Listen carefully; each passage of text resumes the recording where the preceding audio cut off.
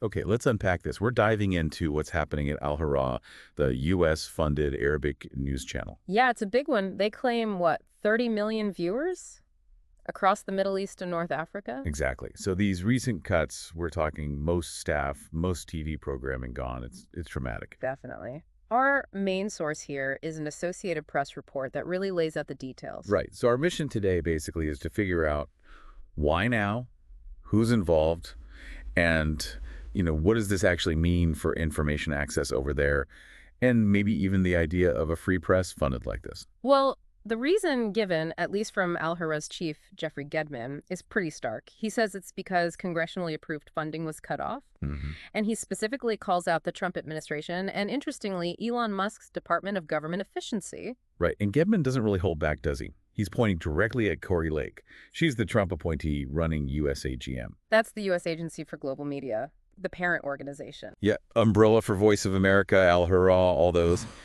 Gedman accuses her of deliberately blocking the funds. Says he can't even get her on the phone. And this isn't just talk. The AP report confirmed they got copies of the severance letters. Wow. They were even posted, parts of them, on the website of Al Hurra's parent company, MBN. So it's public. Pretty much. And they also spoke to an Egyptian journalist working for Al Hurra in Dubai. And Confirmed. Termination emails went out to basically all website and TV staff. It sounds like a near total shutdown of those operations, not just trimming the edges. makes you wonder, is this just Al Hurra? Or is something broader going on? The report does mention others, right? It does. Voice of America, Radio Free Europe, Radio Liberty, Radio Free Asia. They apparently faced similar cuts or funding issues. It sort of paints a picture, doesn't it? It does. And then you have Kari Lake's side of it. What's her take? Completely different perspective. She's described USAGM, the whole agency, as having giant rot, her words. Giant rot. Strong language. Yeah, and that it needs destruction and rebuilding.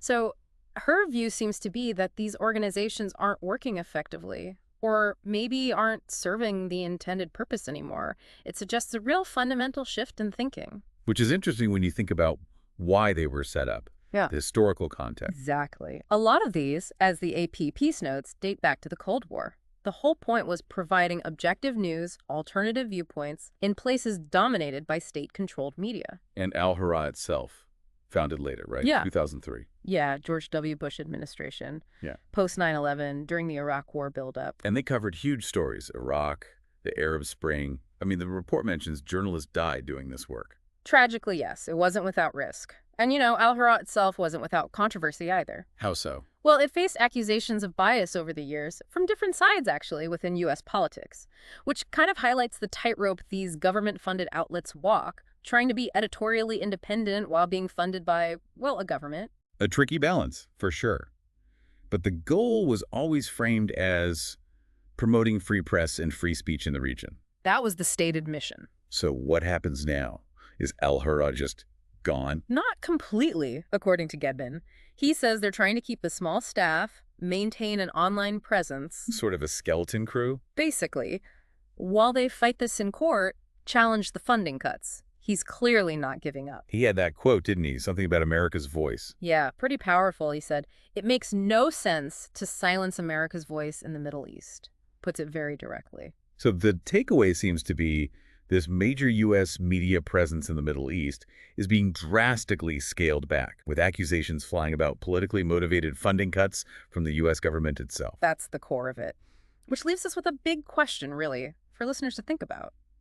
When an outlet claiming 30 million viewers gets gutted like this, what does that do to the flow of information, the different perspectives available in that region? And maybe a deeper question. Does funding independent news from outside inherently create these vulnerabilities? Where political shifts in the funding country can suddenly pull the plug. It's certainly something worth mulling over.